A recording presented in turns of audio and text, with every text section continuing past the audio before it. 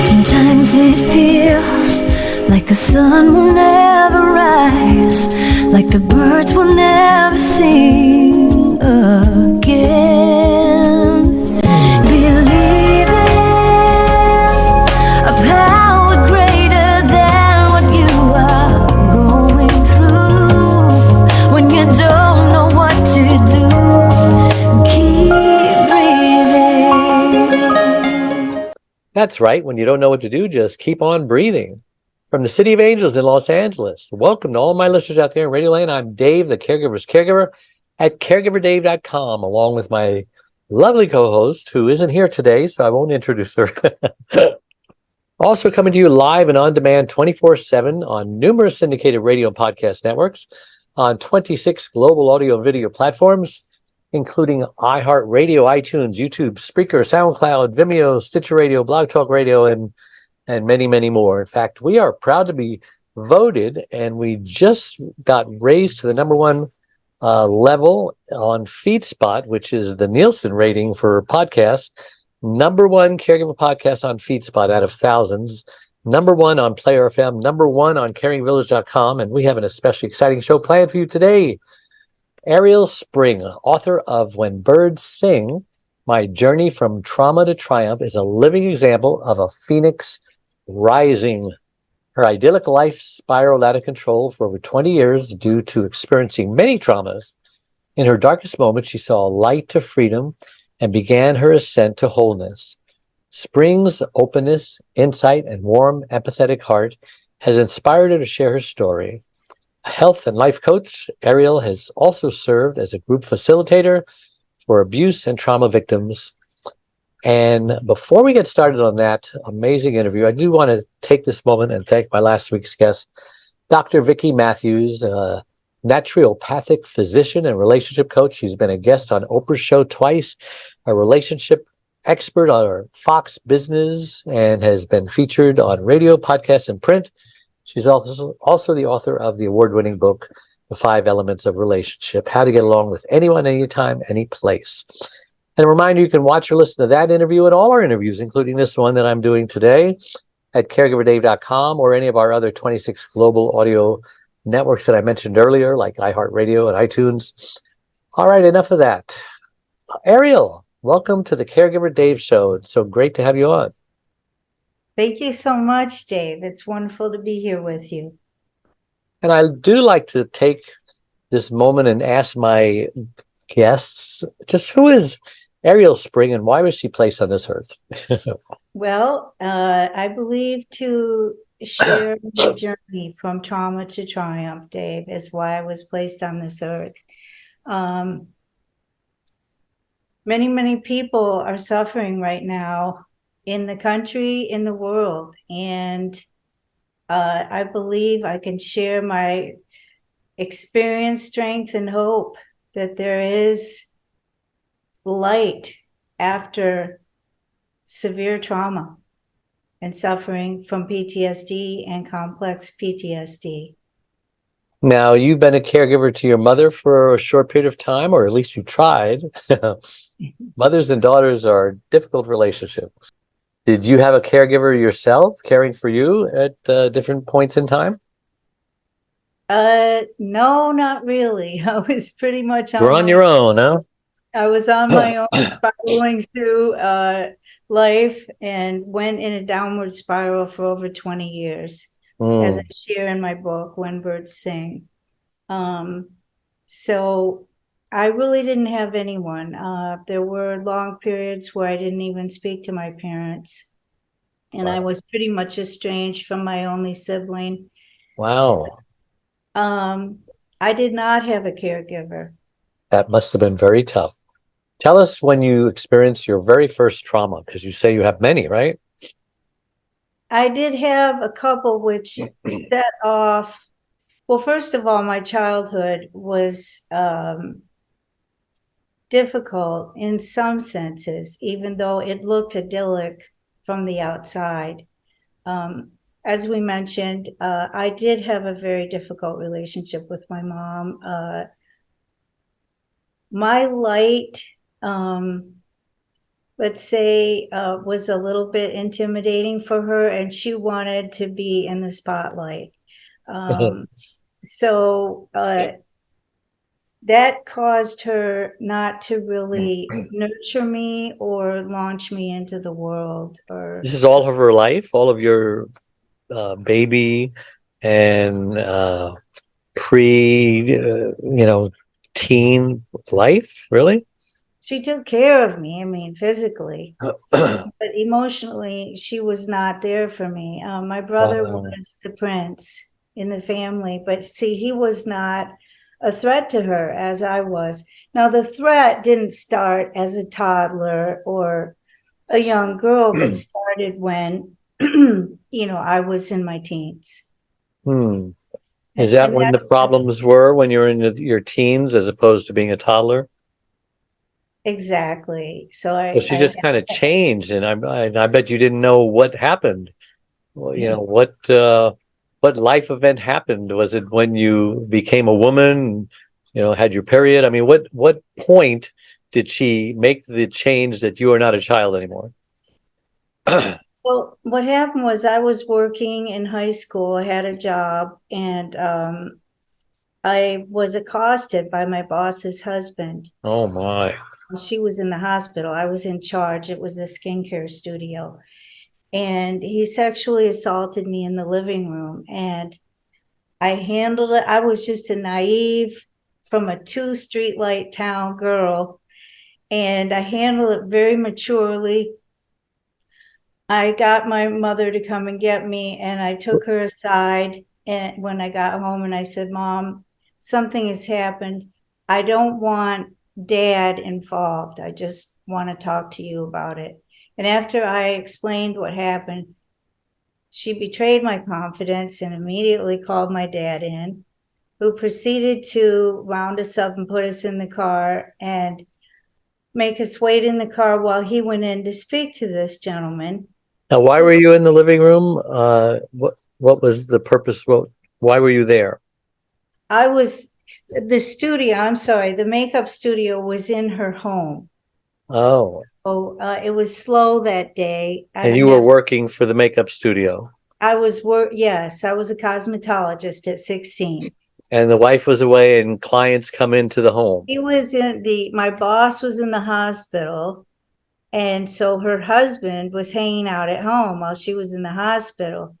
He came into the living room where she had given me permission to watch my soap operas if it wasn't busy, because So the clients were gone, or are they walk-ins? the clients were gone. I had no bookings, and it was I a heat see. wave, so nobody was walking in. So he took full advantage of that. Wow. So the problem began when my dad trusted the man and who said he would never do it again. But he admitted doing it. Yes. And And your father didn't punch him out or anything like that? Threaten oh, him? heck no. He forced me to go back to work the next day there in the Wow. environment. I And don't get that. that's when my ability to trust my decision-making process started to plummet. And it was shortly after that, Dave, that I accepted a date from a boy who was new in our class, and he didn't have a good reputation. And it ended up him picking up 2 more boys and taking me out on a dirt road, and they all sexually assaulted me. Wow. So you didn't want to tell your dad. Is that because you knew how your dad would react? I didn't want to tell my dad about the gang rape. Even the No. first rape, though. Well, the first was a sexual assault. I see what you're saying.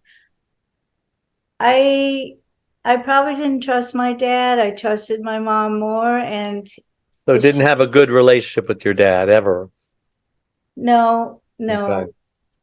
Interesting. Wow. But that's a little bit deeper. Okay, so what happened after the gang rape?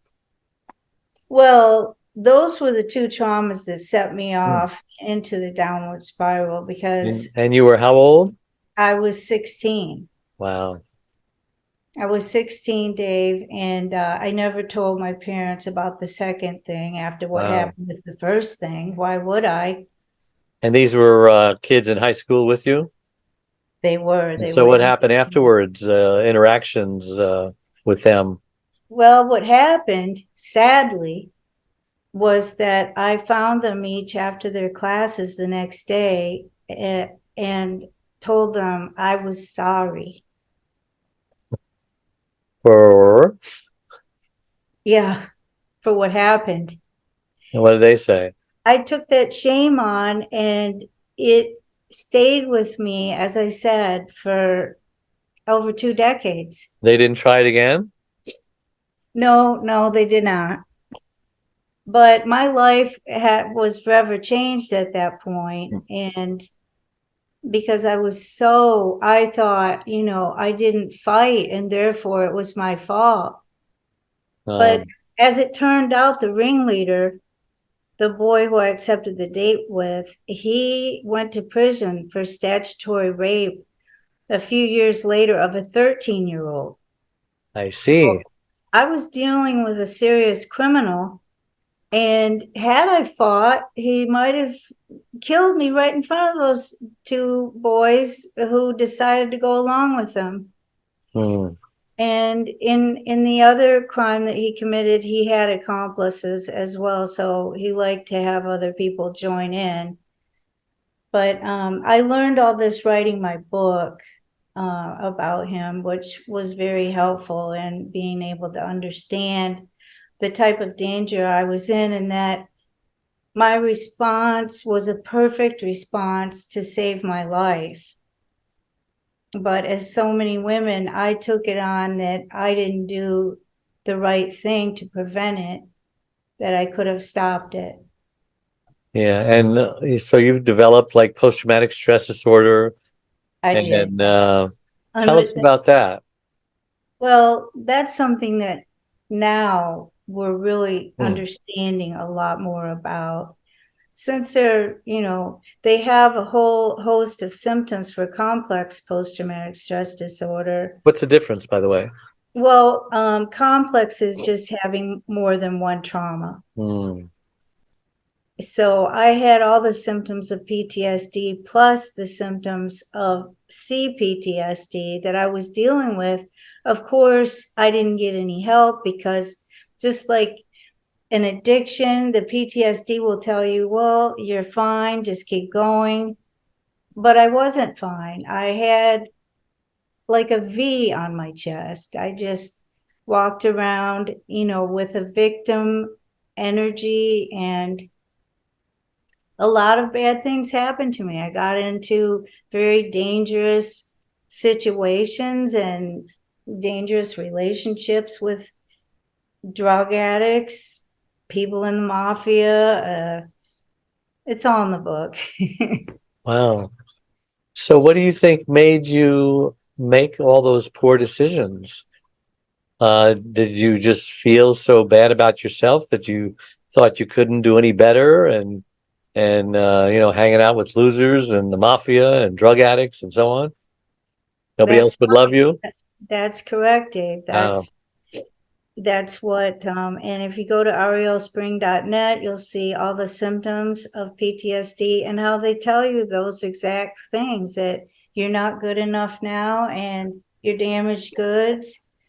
I used to have the self-talk that I was Hmm. just a dot and I didn't matter. So And your parents didn't know anything about this until you wrote your book, yes? no, they didn't even know about it then because they didn't want to read my book. And You and sound like interesting people. Wow. but I forgave them, Good for and you. and I healed myself, and I came to take care of them. And Wow. I'm very just proud and thankful to God for the amount of healing I've done. No, my mother was happy that I was getting success from my book, but she didn't want to read the book. Sounds Um, like she knew what was in it. well, before she died, I did tell her about the sexual assaults. And her response to me was, "Why didn't you tell us?" And I looked her in the eye and I said, "Mom, because I couldn't talk to you." Wow. So it was just really unfortunate and tragic, what happened with my parents and myself. But And even while you were caring for them in their old age, you didn't feel loved or appreciated or respected. They weren't easy people to care for. I coined it as mommy moments. In the 2.5 years I was caring for them, she would give me mommy moments. But overall, did I feel those things, Dave? No. I mean, she would go out, she and my dad would go out with their friends who we knew because we'd been visiting them for, a long time. We wouldn't get invited. So my mother always left me out of her life because, as I've learned, she had rather narcissistic tendencies, and she just left me out so that I wouldn't take up any of her spotlight. Well, our audience are mostly burned out caregivers, mostly women. And so this is a good story because we bring our baggage into the caregiving experience. And especially if it's a mother and a daughter, which is very, very common. And, most mothers and daughters do not get along and they have no idea what, why, or, what's going on. But what advice would you give to a caregiver who's caring for their mother, a female, and she just doesn't know, she feels like she's 7 years old again, or 12 years old, or 18 years old. They're certainly not being treated like an adult. And what makes it even more complicated is maybe the parent, the roles have reversed. Now the parent is the child, and the child is the parent, and that even makes it worse. What's your take on all of that? My take, Dave, is to work on yourself. I was in intensive chemotherapy while I was caring for them, going 3 times a week, delving into the child parts that broke off from the traumas with my parents and reparenting them. So while I was caring for them, I was reparenting myself at the same time. It was very exhausting to do I all that, bet. but it helped me find my true self and be able to forgive them and love them, Mm, care for them with no strings attached. mm. Of course, there are triggers. I'm not going to say it's perfect, but intensive work on yourself is my recommendation wholeheartedly, because their chance of working on themselves has left. So it's up to us to take care of ourselves, and I like to call it self-love induced self-care. It's very important for caregivers to do self-love, self-care acts for themselves Yeah. while caring for people. Give us And some example of how you did that. well, Self-love, I self-care. I live at the beach, so Oh, lucky you. yes.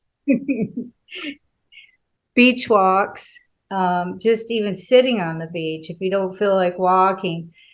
If you're not at the beach, go into a forest, go into some woods. I used to live in the Pacific Northwest, so there I walked in the forest, and that's also just as healing. Body movement. What do you like to do? I do gyrokinesis, which is a spiraling movement that Julio Horvath created for dancers. And it gets the energy, the negative energy off you that you're storing from doing all this work for other people. Wow. You're So any body movement that you like, yoga, stretching. I do rebounding as well. That's really good for the lymph. And also, you want to make sure that you're eating healthy, organic foods, no fast food, no junk food, drinking plenty of good, pure water. These things are essential. Yeah, I always say unforgiveness is like drinking poison and hoping the other person dies. Forgiveness is a really, really big part because, um, you were hurt so much by the people who were supposed to be protecting you. How did you deal with that? And what made you come around to forgive them and not hate them? Well, it was a long journey, but And how old so were you when you started that journey I of was forgiveness? I was mature. Mhm. Uh, but it was many years before that that I actually looked myself in the mirror, Dave, and said, my life is completely out of control. And I got on my knees and I begged my savior for help. And that's when my recovery journey began. Um, I had to forgive myself first. It's very Before, important. Yeah. before I could forgive the perpetrators, my parents, my sibling, anyone else, I had to really forgive me. And that's when that journey started of forgiveness. It was a long journey. And again, my mother has passed away. My dad is still living, but I feel clear. I feel clear that I did the work I needed to do to forgive my mom while she was alive. And that clears my slate. Mhm. So, how did you approach them? Did you let them know that you forgive them? Because sometimes that doesn't go very well, does it? Yeah. It's funny you mentioned that. You're I forgiving me. yeah, we didn't do anything. Um, that's why, there's a lot more stuff that actually happened in the In the book. book, right? Yes, When Birds Sing, My Journey from Trauma to Triumph, that people will find riveting, I'm sure. But I wrote them letters of forgiveness in the nonviolent communication format. I remember this happening. I felt this. I forgive you. Well, when they received the letters, they did not speak to me for 2 years. Wow. Yeah. So They're that a was the bunch of beginning of the winners. forgiveness. But see, that was about me taking back my power that I had given to them because I really wanted to please my parents. And I thought just turning my identity and my power over to them was the only way. And I found out that it is not. I found out the hard way. How did they start talking to you again? What brought that Well, about? it was induced by me, of course. What did you do and how did you do it? I think I wrote him a card and I said something, our hearts are longing to, love each other. And that's when they began to speak to me again. And And it those topics never came up again. They my just started mother talking. my mother being a narcissist controlled everything. So if you tried to bring things up that she didn't want to talk about, she would just deny it and deny you to talk about it and yell at you and things of this nature. My dad was very subjugated to her as well.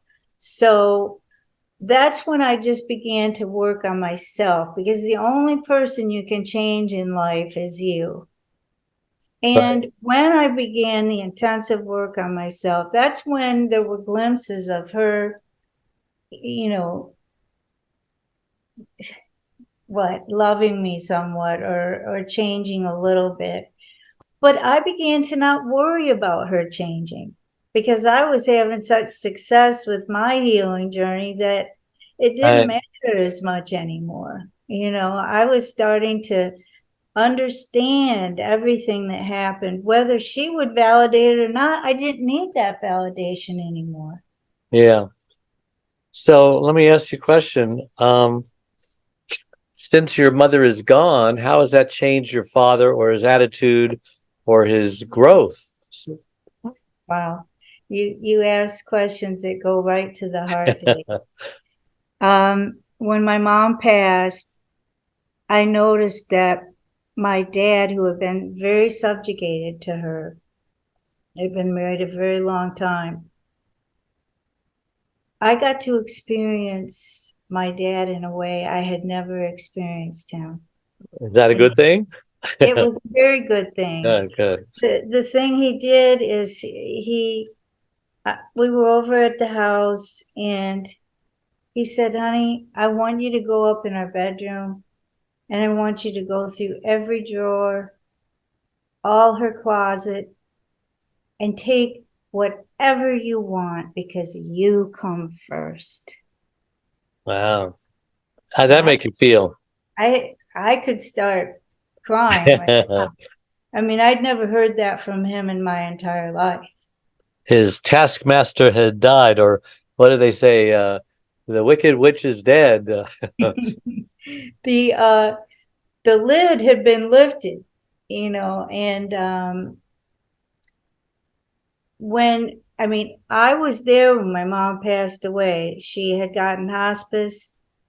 She was in the living room in the hospital bed. And when she stopped breathing, I started wailing, crying. My brother was there with his wife, my dad, myself. Nobody cried but me. But my dad held me so tightly. And that was a very different experience as well. He actually gave me comfort.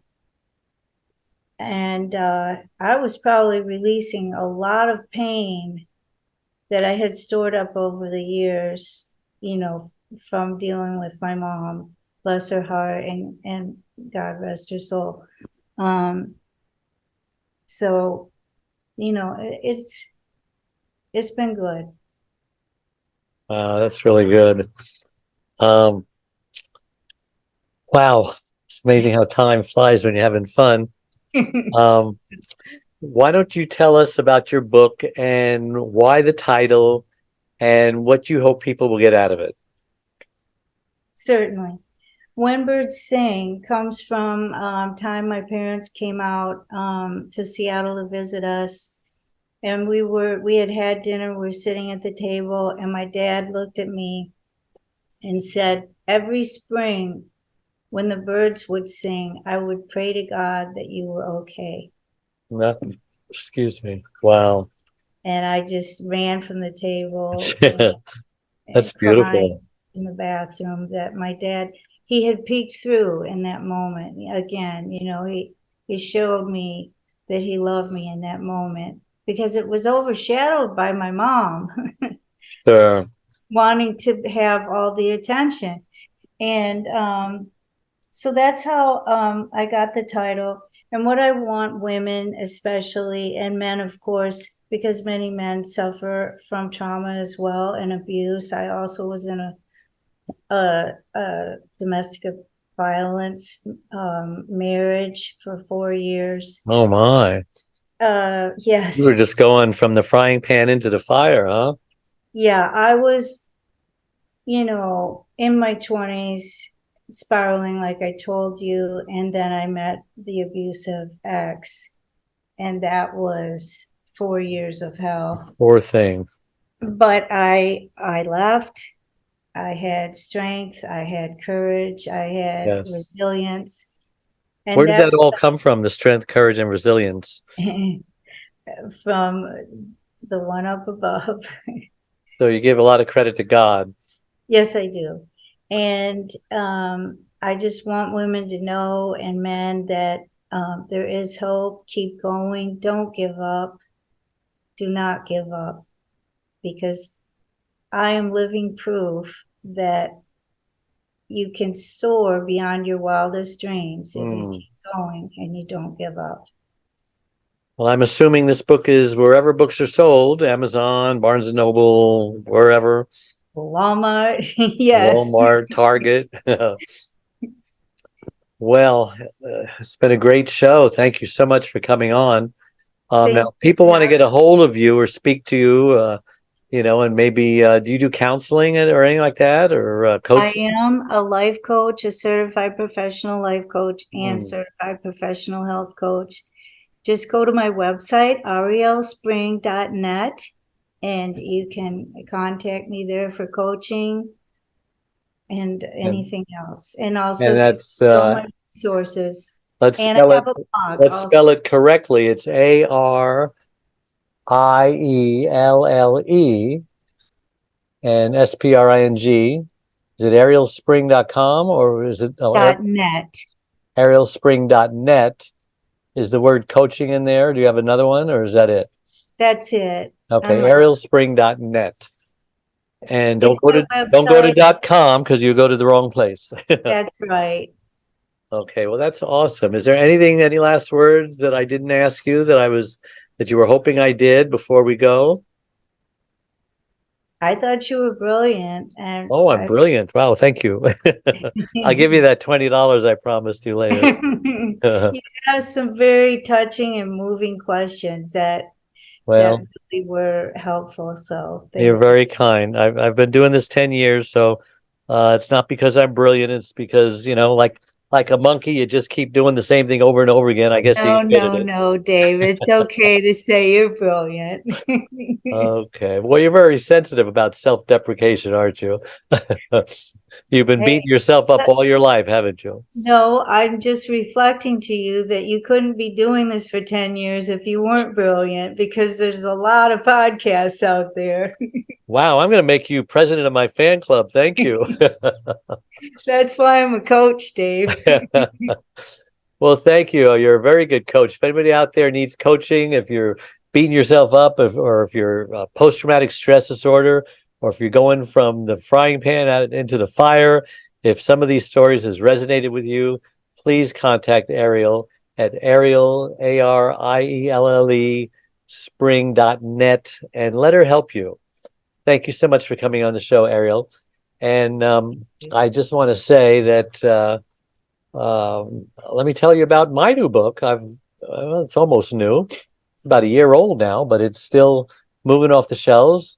My number one newly released book, Secrets from the Hammock: Uncommon Wisdom for Uncommon Times, is spreading wisdom all over the world. Available wherever books are sold, and also my membership website, caregiverdave.com. And if you join Caregiver Dave Facebook community of 34,000 caregivers, you'll learn all about my new Acapulco Villa Caregiver Wellness Retreat that I offer to burnout caregivers in June.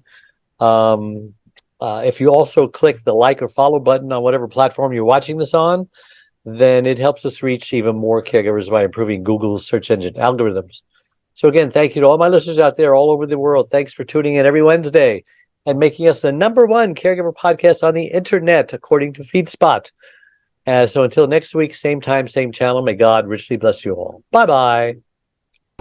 Hey everybody, it's Dave Nassani, otherwise known as Caregiver Dave, and I'm coming to you live from this beautiful Acapulco villa, which I like to say is the perfect prescription for caregiver burnout. And I have a unique opportunity to bring 14 burned out caregivers up here so that they can decompress and do all the things that they need to do. But this is just a bonus. It actually comes with the 6-month Zoom coaching program. It's a one-on-one consult with me, Caregiver Dave, to identify where you are and where you need to go. It's 6 monthly small group coaching sessions to smash any obstacles between you and your ideal vision of what a caregiver needs to be and caregiver success. You get my 3 free books and instructions on boundaries, grief, self-care, organization, asking for help, learning how to say no, avoiding burnout, avoiding depression, avoiding perfectionism, avoiding isolation, avoiding resentment, delegation, team building, how to have fun, how to have no guilt, the importance of gratitude, and after caregiving when you're no longer a caregiver. But this 7-day bonus is absolutely free. It comes with the coaching program that you pay for. And the food is all inclusive. I'm telling you, 7 days and 7 nights here is amazing. This is truly paradise. And I highly recommend it. For more information, go to caregiverdave.com. That's going to send you to my other website. And if you want a shortcut to get there immediately, just go to acapulcodave.com. Thanks again. I look forward to seeing you in Acapulco. Sometimes it feels like the sun will never rise, like the birds will never sing.